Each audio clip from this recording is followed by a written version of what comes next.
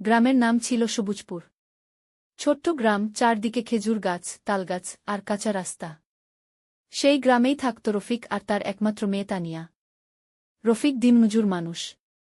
যেদিন কাজ পায় সেদিন ভাত জোটে, যেদিন কাজ পায় না সেদিন শুধু পানি খেয়ে ঘুমাতে হয়।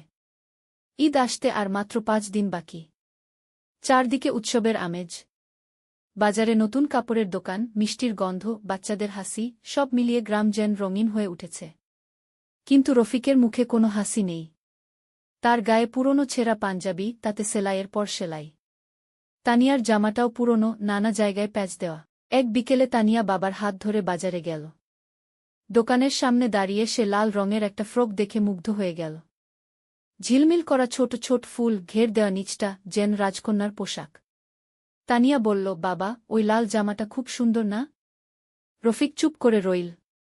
তার পকেটে আছে মাত্র 120 টাকা। এই টাকা দিয়ে চাল কিনতেই কষ্ট হবে, জামা তো দূরের কথা। হ্যাঁ মা, খুব সুন্দর। বাবা, আমি কি এটা পাব? রফিকের গলা শুকিয়ে গেল। সে মেয়ের দিকে তাকিয়ে মিথ্যা হাসি দিল।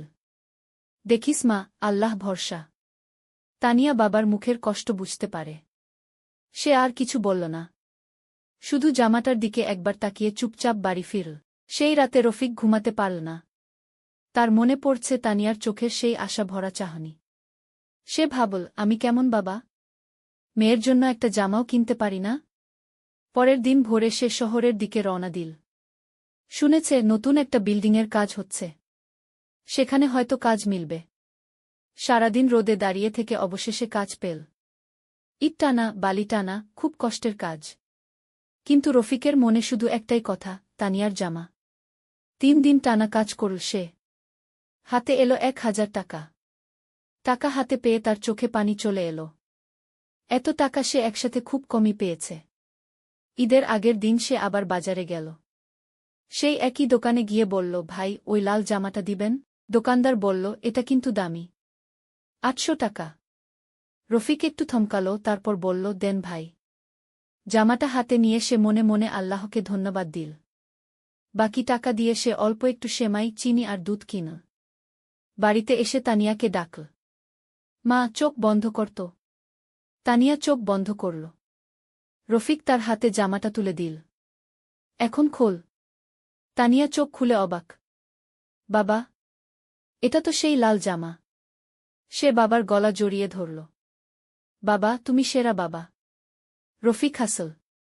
তার সব কষ্ট যেন মুহূর্তেই উড়ে গেল।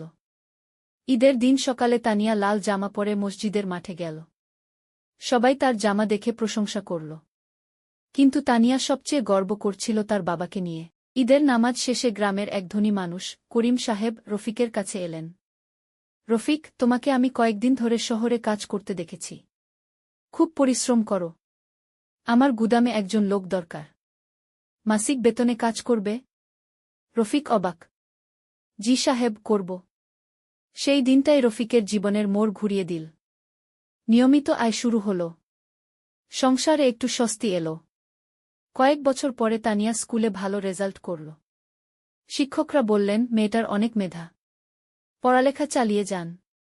রফিক সিদ্ধান্ত নিল, মেয়েকে মানুষ করবে। সে নিজে না খেয়ে হলেও মেয়ের পড়ার খরচ দেবে। সময় গড়াল। তানিয়া কলেজে উঠল, তারপর বিশ্ববিদ্যালয়ে ভর্তি হল।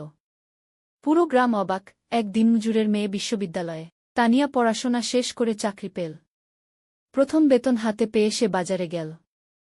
বাবার জন্য নতুন পাঞ্জাবি, লুঙ্গি আর এক জোড়া স্যান্ডেল কিনল। বাড়িতে এসে বলল,